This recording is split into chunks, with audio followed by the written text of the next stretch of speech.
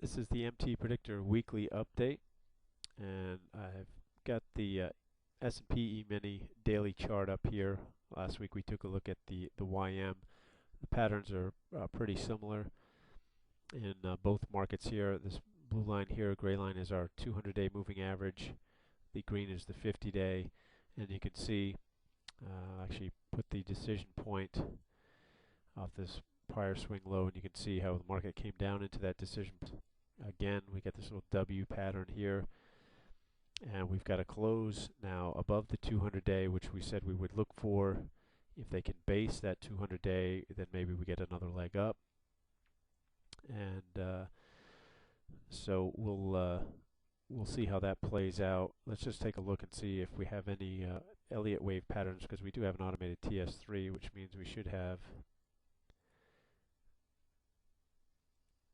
And with one click, I can put and see we have an ABC pattern that's formed here. So we'll see if that holds,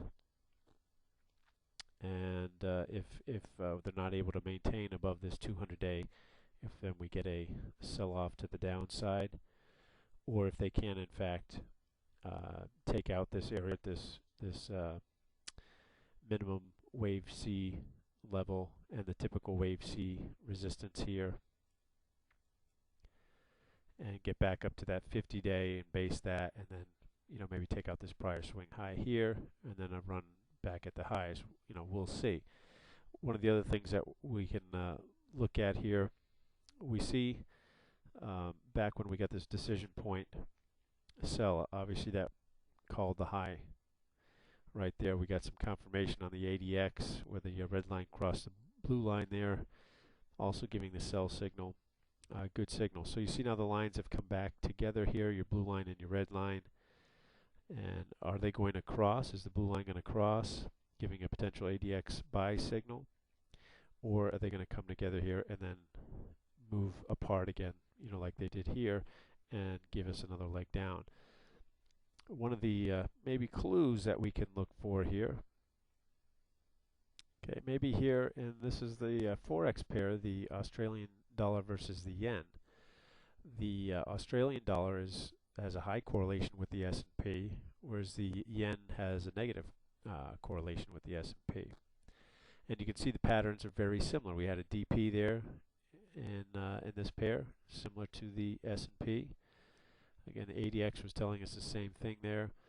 We got this sell-off. Now we've got the current ABC pattern here with the TS3. So the pattern's very similar to the S&P, and a lot of times this will lead the S&P, so we can look for potential heads up. And one thing to notice is if you see the 50-day is crossed and closed below the 200-day. So obviously that could be a negative factor here. The ADX here is still on a sell signal again. Is this going to come together and then widen again, or are we going to get a cross there? So keep an eye on this pair. If you go back, let's see, and see the last time we got a cross here where the 50-day crossed above the 200-day. And then back here, you see where it crossed. Let's see if I can bring this in here. Crossed down here, and this was back in September of 2008, where the 50-day crossed below the 200-day. So if I go back a little further, you can see there was a DP at that time as well, when things began to fall apart there. So just a couple things to watch. Keep that on your radar screen, and we'll see how these things play out.